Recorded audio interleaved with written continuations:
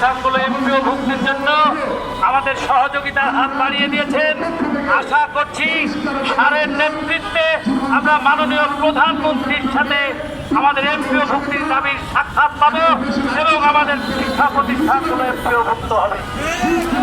সম্মানিত উপস্থিতি, এখন এ পর্যায়ে আমাদের সম্মুখে সংক্ষিপ্তভাবে বক্তব্য রাখছেন আমাদের সম্মিলিত নন এমপিও ঐক্য পরিষদের কেন্দ্রীয় কমিটির যুগ্ম সাংগঠনিক সমন্বয়ক অধ্যক্ষ মোহাম্মদ ইমরান বিন সুলাইমান।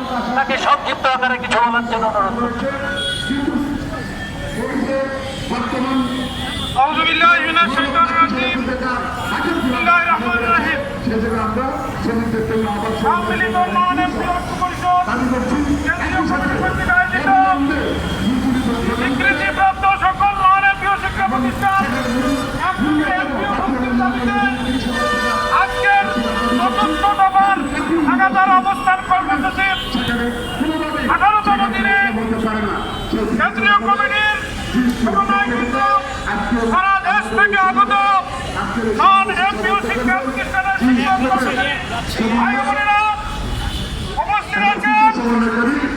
প্রেসক্লাবের আবহাওয়ার জনতা, সাংবাদিকবৃন্দ, আইন শৃঙ্খলা রক্ষাকারী বাহিনীর সদস্যবৃন্দ, সরকারের বিভিন্ন সংস্থার কর্মকর্তা কর্মচারীবৃন্দ, আমার সংগ্রামী সালাম, আসসালামু আলাইকুম। অন্যান্য জাতির প্রতি আন্তরিক শুভেচ্ছা। আজকে আমরা এখানে আমাদের প্রতিষ্ঠানের এমপিও ভুক্তির দাবিতে, আমাদের বেতনের দাবিতে লাগাতার অবস্থান কর্মসূচির চতুর্থ দফার 18তম দিন। এই বিষয়টি আজকের কোনো অবস্থান করিনি। আজকে আমাদের জীবনের প্রতিটি শিক্ষকের প্রতিষ্ঠানের 25 বছরের যন্ত্রণার বঞ্চনার ইতিহাস কথা আমরা সার্বক্ষণিকভাবে এখানে অবস্থান করে বিভিন্ন সময়ে আমরা আপনাদেরকে জাতিকে জানিয়েছি। বিগত আওয়ামী সরকার, বিগত ফ্যাসিস্ট সরকার, হাসিনার সরকার বৈষম্যের মাধ্যমে অনেক কিছুই উন্নয়ন করেছেন, কিন্তু শিক্ষকদের বেলায়, এই নন এমপিও শিক্ষকদের বেলায় উনি বৈষম্য রেখে গিয়েছেন। তার পরিপ্রেক্ষিতে